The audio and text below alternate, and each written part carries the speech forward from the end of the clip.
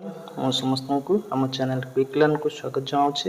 ଆଜି ଆମେ ଦଶମ ଶ୍ରେଣୀ ଇଂରାଜୀ ବହିର second chapter A letter to ଗଡ୍ ବିଷୟଟିକୁ ପଢ଼ିବା।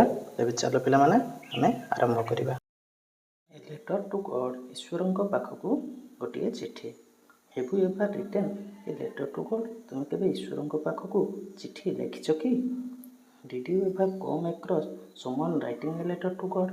ତୁମ ନଜରରେ କେହି ଆସିଛି କି ଯିଏକି ଈଶ୍ୱରଙ୍କ ପାଖକୁ ଚିଠି ଲେଖେ? People believe faith can move the mountains. ଲୋକମାନେ ବିଶ୍ୱାସ କରନ୍ତି ଯେ ବିଶ୍ୱାସ ପର୍ବତକୁ ମଧ୍ୟ ଘୁଞ୍ଚେଇ ଦେଇପାରେ।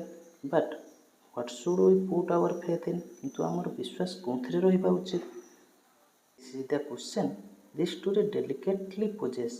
ଏହି ପ୍ରଶ୍ନଟି ଅତି ସତର୍କତାର ସହ ପଚରାଯାଇଛି। Lencho is a farmer who writes a letter to God asking for a sum of money when his crops fail. Lencho ଏଠି ଏ ଲେଟର୍ ଟୁ ଗଡ୍ର ଯେ ମୁଖ୍ୟ ଚରିତ୍ର, ସେ କ'ଣ କରିଛି ନା ସେ ଜଣେ ଫାର୍ମାର, ସେ ଜଣେ କୃଷକ। ସେ ଭଗବାନଙ୍କ ପାଖକୁ ବା ଈଶ୍ୱରଙ୍କ ପାଖକୁ ଚିଠି ଲେଖୁଛି କିଛି ଟଙ୍କା ପାଇଁ, ଯେତେବେଳେ ତାର ଶସ୍ୟ କ'ଣ ହେଇଛି ନା ବିଫଳ ହେଇଯାଇଛି, ନଷ୍ଟ ହେଇଯାଇଛି। Does Lencho's letter reach God? ଈଶ୍ୱରଙ୍କ ପାଖରେ ଲେଞ୍ଚର ଚିଠିଟା ପହଞ୍ଚିଛି କି? Does God send him the money? ଈଶ୍ୱର ତାଙ୍କୁ ମନି ଦେଇଛନ୍ତି କି? Think and try to answer these questions. ଭାବ ଆଉ ଚିନ୍ତା କରି କୁହ ଯେ ଏଇ କ୍ୱେଶ୍ଚନର ଆନ୍ସର କ'ଣ ହେଇପାରେ।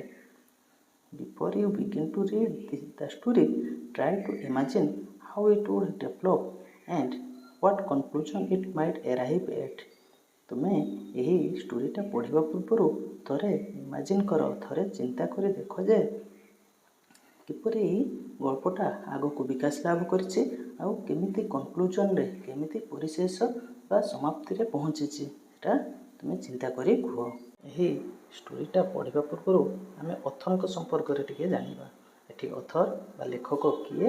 ଲେଖକ ହେଉଛନ୍ତି G.L. Fuentes or Gregorio Lopez Fuentes. He was born in 1895. ସେ କେବେ ଜନ୍ମଗ୍ରହଣ କରିଥିଲେ? 1895ରେ ଜନ୍ମଗ୍ରହଣ କରିଥିଲେ। ଆଉ ତାଙ୍କର ଡେଥ୍ କେବେ ହେଇଥିଲା? 1966 ମସିହାରେ। He was a Mexican novelist, poet and journalist. ସେ ଜଣେ ମେକ୍ସିକୋର ନୋଭେଲିଷ୍ଟ ଥିଲେ ବା ଉପନ୍ୟାସିକ ଥିଲେ, ପୋଏଟ୍ ଥିଲେ, କବି ଥିଲେ ଏବଂ ଜର୍ଣ୍ଣାଲିଷ୍ଟ ମଧ୍ୟ ଥିଲେ। ଜର୍ଣ୍ଣାଲିଷ୍ଟ ମିନ୍ସ ସାମ୍ବାଦିକ ମଧ୍ୟ ଥିଲେ।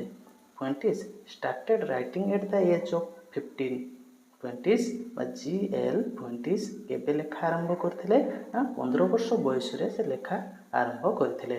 When the Mexican Revolution began, ଯେତେବେଳେ ମେକ୍ସିକୋରେ ରିଭଲ୍ୟୁସନ୍ ହେଉଥିଲା, ଆରମ୍ଭ ହେଉଥିଲା, ସେତେବେଳେ ସେ ଲେଖା ଆରମ୍ଭ କରିଥିଲେ। Many of his books are related to the civil conflict. G.L. ଫୁଏଣ୍ଟିସ୍ଙ୍କର ସବୁ ବହି ଗୁଡ଼ିକ କାହା ଉପରେ ପର୍ଯ୍ୟବେସିତ ଥିଲା? ସିଭିଲ୍ କନଫ୍ଲିକ୍ଟ ଉପରେ ପର୍ଯ୍ୟବେସିତ ଥିଲା। ଜନସାଧାରଣଙ୍କର ସଂଘର୍ଷ ସମ୍ପର୍କରେ ପର୍ଯ୍ୟବେସିତ ଥିଲା। His stories are exciting and humorous. ତାଙ୍କର ଷ୍ଟୋରି ଗୁଡ଼ିକ, ତାଙ୍କର ଗଳ୍ପ ଗୁଡ଼ିକ ବହୁତ ଉତ୍ସାହପୂର୍ଣ୍ଣ ଥିଲା, ଏକ୍ସାଇଟିଂ ଥିଲା। ଆଉ କେମିତିକା ଥିଲା? ହ୍ୟୁମୋରିୟସ୍ ଥିଲା। ହ୍ୟୁମୋରିୟସ୍ର ଅର୍ଥ ହାସ୍ୟପୂର୍ଣ୍ଣ ଥିଲା। Many of his works are concerned with the oppression of Americans. ତାଙ୍କର ଯେତିକି କାର୍ଯ୍ୟ ଗୁଡ଼ାକ ଅଛି ତା ଭିତରୁ ସେ ସବୁ କାର୍ଯ୍ୟ ଗୁଡ଼ାକ କାହା ଉପରେ ପର୍ଯ୍ୟବେସିତ ଥିଲା? ଆମେରିକୀୟ ମାନଙ୍କର ଅତ୍ୟାଚାର ଉପରେ, ସେ ଯନ୍ତ୍ରଣା ଉପରେ ସେ ଲେଖିଥିଲେ। He was awarded the National Prize of Arts and Science in 1935. ସେ 1935 ମସିହାରେ ନ୍ୟାସନାଲ ପ୍ରାଇଜ୍ ପାଇଥିଲେ। କେଉଁଥିରେ? ଆର୍ଟସ୍ ଆଣ୍ଡ ସାଇନ୍ସରେ ସେ ପ୍ରାଇଜ୍ ପାଇଥିଲେ। ପିଲାମାନେ, ଆଜିର କ୍ଲାସ୍କୁ ଏଠାରେ ସମାପ୍ତ କରୁଛି। ଯଦି ପଢ଼ାଟି ଭଲ ଲାଗିଥାଏ ତେବେ ଭିଡ଼ିଓଟିକୁ ଲାଇକ୍ ଏବଂ ସେୟାର କର ଓ ଏହିଭଳି ଭିଡ଼ିଓ ଦେଖିବାକୁ କ୍ୱିକ୍ ଲର୍ଣ୍ଣ ଚ୍ୟାନେଲଟିକୁ ସବସ୍କ୍ରାଇବ୍ କର।